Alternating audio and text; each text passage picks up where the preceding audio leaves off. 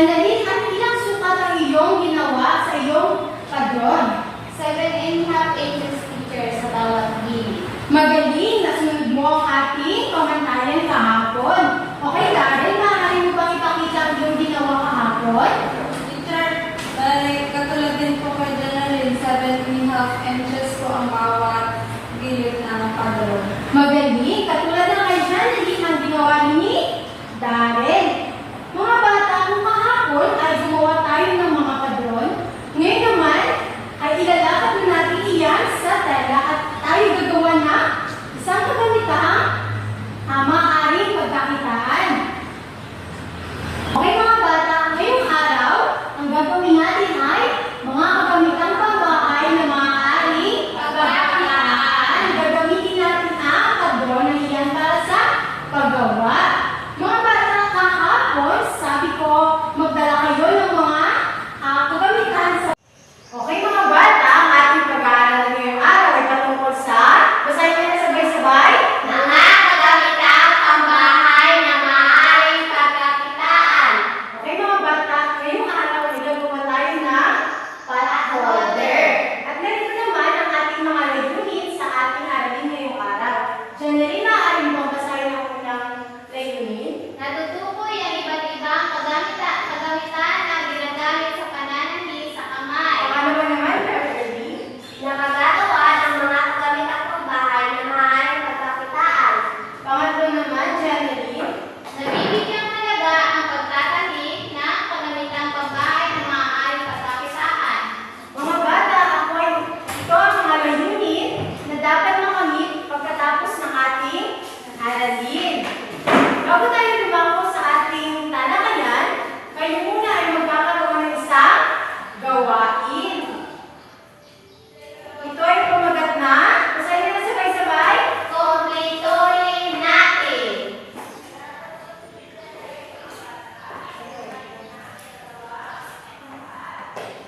Narito ang panuto para sa inyong gawain. At Janalyn, maaari mo basahin ang panuto? Panuto. Gawing gabay ang mga larawan upang matukoy at makumpleto ang mga salita na tumutukoy sa iba't ibang kagamitan na maaaring gamitin sa pananamit sa kamay. Mga bata, nakakalawan ba ang ating panuto? Opo! Okay, para sa unang bilang, Janalyn, maaari mo bang sagutan ang unang bilang?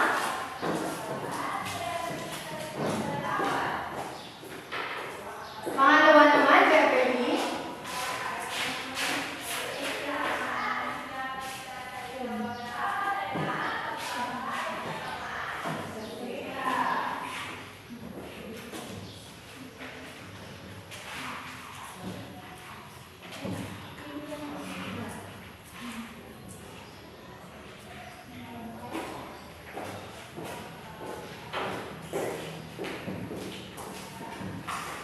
Okay, maraming salamat. At ngayon naman, ating naliwawas ko ang inyong mga kasagutan. Para sa unang bilang, ang larawan na yan kaya ay natin tingnan kung tama ang inyong kasagutan. Okay, mga bata, yan ba ay isang karayom? Opo! Okay, at ang nawawalang letra ay? A. Okay, para mabuo ang karayom. Okay, bigyan natin na tatlong palakpak si Janalyn. Sa pangalawang bilang naman, Sinulit. sinulit, kasi sa larawan. Opo! Magaling, ito ay Sinulit. sinulit. Pangatlo naman, ito ay Gunting. okay, sa pangatlong bilang naman, ito ay Gunting. magaling, tama nyo. Kasagutan. Sa pangapat naman, Mededa. magaling. Ito ay isang medada. At panglima naman ay As-akili. magaling. Ngayon mga bata, bigyan niyo yung mga sarili na 5 palakpak.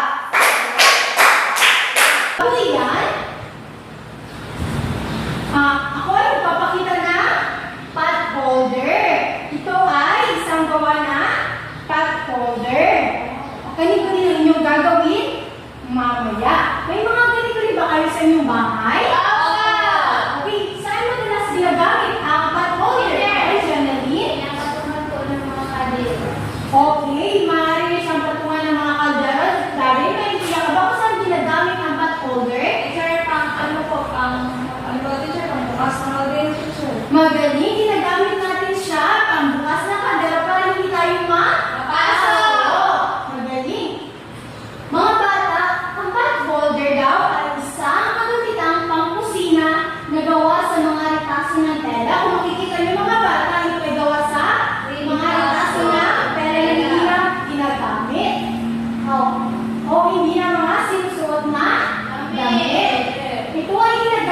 pagproteksyon. Tama din ang sabi ni Daryl kanina, para daw yung mga kamay natin ay kapag umawak sa mga may init na bagay, ay gagaya ng kawali, kasirona, kaldero, at sandok na bakal, kung mga bagay na gawa sa mga material na madaling gapangan ng hindi para hindi mapasok ang ating mga kamay. Okay. Sa tingin ng mga bata, kapag ipinabang ba ang pot holder? Okay, magaling. So mga bata, alam niyo ba na ang paggawa ng pot holder ay maaari nyo rin pagkakitaan? Okay, magaling. Dahil kapag kayo lumaki na, maaari na kayong gumawa ng maraming pot holder. At maaari nyo na ito? Para ang pagtatagi ng pot holder ay maaaring tahi sa kamay at tahi sa makina. Hindi ngayong araw mga bata, ang ating gagawin muna ay pagtatahi gamit ang pananahe. Nagdala din ba kayo? Okay, tingnan nga natin. Sino ang nagdala ng karayong? Okay, magaling. Dahil gagamitin natin ang karayong na yan para sa pananahit mamaya. Siyempre, hindi natin magagamit ang karayong kung walang sinulid. Sino nagdala ng sinulid? Okay, mahusay. At para naman sa paggugupit ng mga tela, kailangan natin ng gunting. Sino nagdala ng gunting? Okay, magaling. Mukhang interesado nga kayo gumawa ng pot holder mamaya. Para naman sa susunod na kagamitan, medida. Sino nagdala ng medida sa inyo? Okay, magaling. Para naman sa susunod na kagamitan, sino nagdala ng spilly or pin? Okay, magaling. Gagamitin nyo yan mamaya sa padron para hindi gumalaw ito kapag kayo ay bumukot na. Okay. Mga bata, ako ay gusto natutuwa dahil nadala ninyo lahat ng mga kagamitan na ating gagamitin mamaya. At para naman sa tela, ako na ang nagdala nito para sa inyo. Okay mga bata? At para naman sa mga hindi nakapagdala, mayroon na akong sobrang kagamitan para sa inyo, kaya huwag kayong mag-alala. Okay, ngayon mga bata, hinihiling ko na maghanda ang bawat isa sa inyo dahil tayo ay magtatahi na. Ngunit ba, bago tayo magsimula sa ating paggawa ng pot holder, mga bata na ito mga... Ngayon mga bata, naunawain niyo na ba ang pot holder? Okay, o paano gusto malaman kung yun na itong naunawaan, kung naman ay magkakaroon ng isa gawain. Ito may pamagat na? Tama o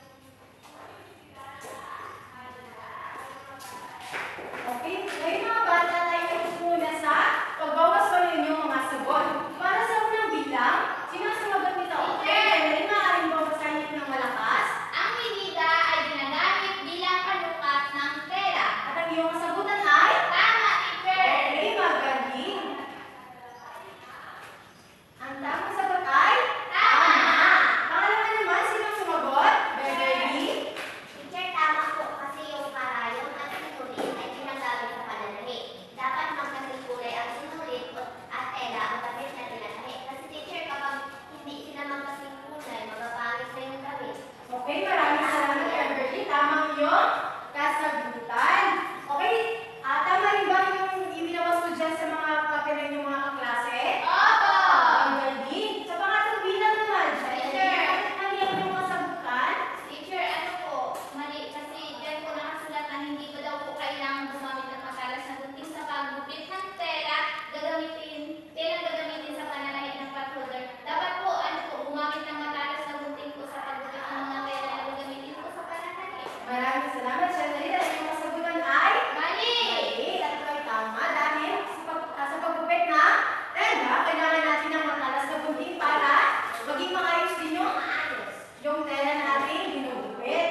Okay, sa mga apat na bilang naman, bakit mo na yung kasagutan? Sir, mali po kasi yung nakasulat dyan, hindi dapat gumamit ng medida.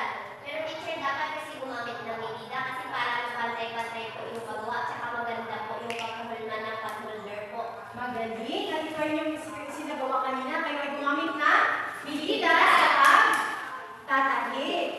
Magaling. Sa ikalimang bilang naman, Teacher! Annalyn, bakit tama ang iyong kasagutan? Dapat po na kumain po ng aspili upang maging maayos ang paggupit ng tela. Magaling dahil ang aspirin, natutulungan ng aspirin yung sa pamamagitan ng paggamit ng aspirin, hindi na nagagalaw ang tela at ito ay nagiging maayos na at nagiging maayos na kapag ito ay ginugupit. Magaling. Sa pangalan na bilang naman, number Sir, tama po yan siya teacher na gumamit po ng gunting sa paggupit ng tela ayon sa sukat ng pagod. Maraming salamat at ito ay kabilang din sa inyong mga hakbang na ginawa kanina. Sa panghuling bilang naman, Channery. Ano po, yung sagot ko po, mali po. Kasi sabi niya po, hindi daw po kabilang yung sinulid at kakain po na kagamitan na ginagamit po sa paghihilba ng mga gilid. At sa pagtatahit po ng overlasting ng mga gilid ng tela. Magaling dahil kanina ito yung sinagawa ginamit ninyo ang sinulid at karayom sa paghilbanan na tela. Paghilbanan ng gilid na tela. At ito ay, ang kasagutan ay mali. At inyong itinama kanina. Okay mga bata, sino ang nakakuha na? At para naman pala sa mga bata, kapag ang kanyang sagot ay mali, tapos meron siyang paliwanag kung bakit mali, ito ay magiging 2 puntos. Okay? Okay, para sa bilang 3 at 4 at 7, ito ay mayroong katumbas na 2 puntos. Okay, mga bata, inyo na yung gusto kanilang mga kasagutan. Okay, sino ang nakakuha na 10 tamang sagot?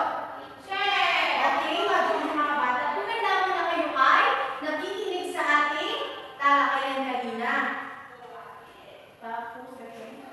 Dapat tandaan. Okay, Janely, maaari ko basahin ang una.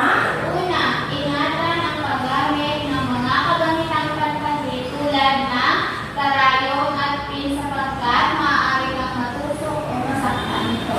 Okay, maraming salamat. So, sa paggamit ng mga kagamitang pantahid, kailangan natin maging maingat para hindi tayo matusok o masaktan ito.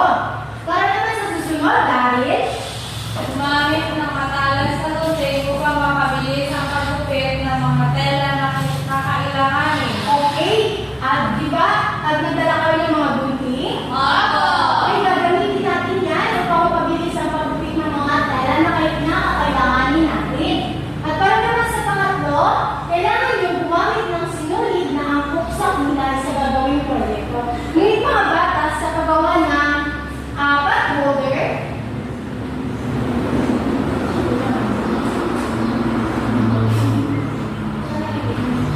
okay mga bata, sa paggawa ng pot holder, kahit hindi naman angkop ang inyong gamitin, kulay na sinuli dahil ito ay Kapag teacher sa kulay ng tela po na gagamitin. okay, maraming salamat dahil. At sa pangapat naman, okay, Janely, Magpatulong sa mga kasama kung hindi marunong magtahi. okay, maaari kayo magpatulong sa mga kasama ninyo kapag hindi kayo marunong magtahi. Pero mga bata, kailangan nyo subukan ang magtahi. Dahil yun ay kailangan natin. At para naman sa panglima, padron upang hindi magkamali. Okay, yan ang purpose ng mga padron. Yan ay gagamitin ninyo upang hindi kayo magkamali sa inyo gagawing proyekto. Okay mga bata, at para naman sa ating panuko, sa ating gagawing gawain ngayong umaga, okay, generally maaari bang basahin ang kanito? Ano to? Gamit ang padron, sundin at isagawa ang pananahi upang makabuo ng potholder bilang isang kagamitang pambahay na maaaring pagkakita. Okay, naunawaan ba ang kanito mga bata? Okay, at para naman sa ating pamantayan, okay, mayroon tayong pamantayan at puntos. Sa unang kolong, mga bata, sa unang bilang, kapag gusto yung paggamit ng maayos ng mga kapag gusto ang paggamit ninyo ng mga materyales, kayo ay makakakuha ng 5 puntos. At kapag maayos naman at tubig ang pagtakin ninyo, kayo ay makakakuha rin ng 5 puntos. At kapag pantay ang sukat ng potholder mula sa ginawa ninyong mga padron, kayo ay makakakuha ng 5 puntos din. At para naman sa pang-apat, kapag malinis at walang natapos na proyekto, ibig sabihin malinis yung pagkakagawa ng proyekto, maayos yung pagtatalim nyo, kayo ay makakakuha ng 10 puntos. At kapag nasunod nyo naman ng maayos, ang mga hakbang sa pananaliig, mamaya tatalakayin natin yung mga hakbang, bago nyo gagawin, kayo ay makakakuha ng 5 puntos din. At kapag nagkarating nyo rin na maayos at malinis ang pwesto ninyo, kayo ay makakakuha ng 10 puntos. At kapag maganda at pakakit-akit ang inyong nagawang proyekto, kayo rin ay nakakuha ng 10 puntos. Ito ay may kakuha na 5 ako. Okay, handa na ba kayo mga bata? Okay mga bata, para sa ating pagsisimula, kayo ay bibigyan ko muna ng mga gagamitin o materyales. Kapag may kailangan ng kayo, taas nyo lang yung mga kamay para alam ni teacher kung ano ang inyong kailangan. Ito ang inyong. Okay, David, ito para sa iyo. Okay. At para naman sa ating mga hakbang sa paggawa ng potholder, okay, maaari nyo munang ilabas ang inyong mga kagamitan.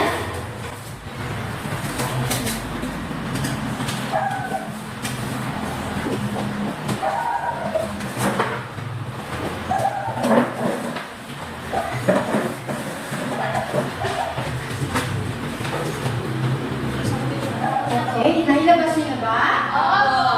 Okay, para sa unang hakbang, sabi dito, ihilba na ang padron sa pangibabaw at pangilalim na tela gamit ang astili. Ganito ang inyong gagawin. Okay. Ay, dahan-dahan lang sa paggamit. Dahil maaari kayo, matuto na astili.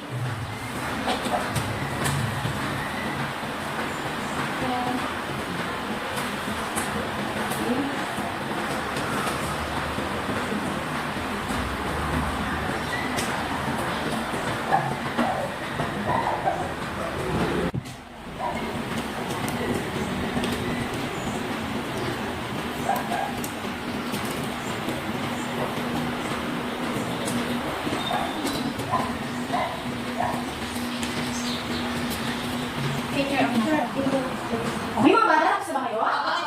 Okay, mukhang nasunod nyo naman ang unang hakbang. Sa pangalawa naman, gugupitin nyo na ang tela ayon sa sukat ng sa patron. Dahan-dahan sa pag-gupit.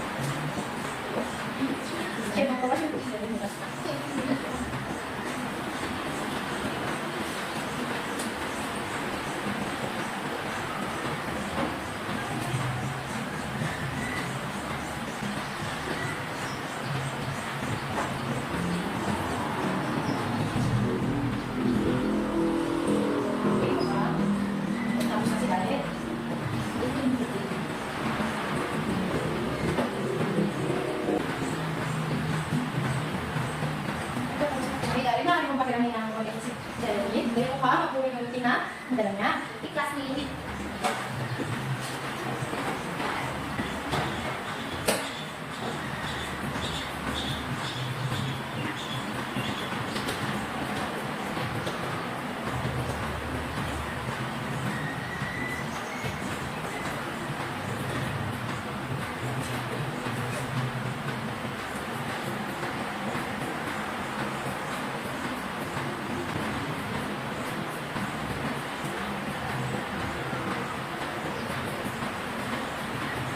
Okay, yan. Tapos na si Jeline. Makakaya niya tagalin yung mga padron sa mga tela.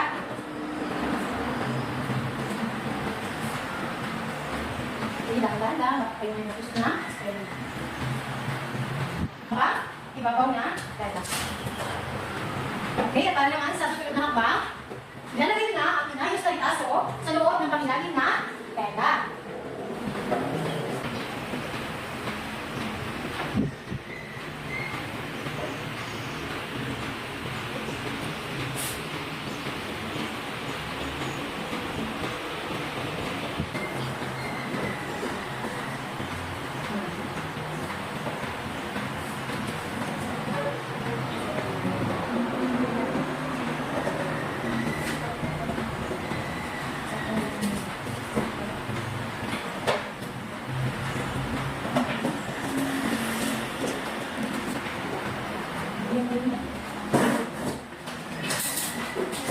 Okay, sakto na ba ang kapal yung ipagkalagay sa pakiyaring na tela? Okay, kung sakto na, tayo na, tumungo sa ikaapat na hakbang. Sabi dito, ilagay daw sa mga inayos na itaso ang pakibabaw na tela. Saan yung mga pakibabaw na tela? Okay, ganito, ilalagay.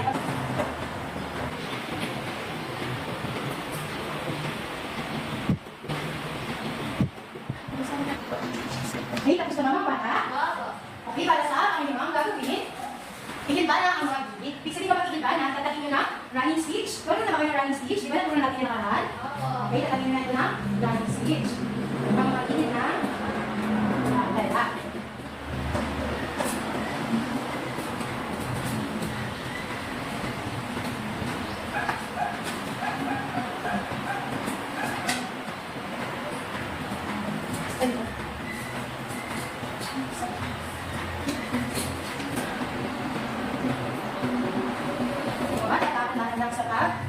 Kami ng kalayo, namin mga kaibigan gusto dito.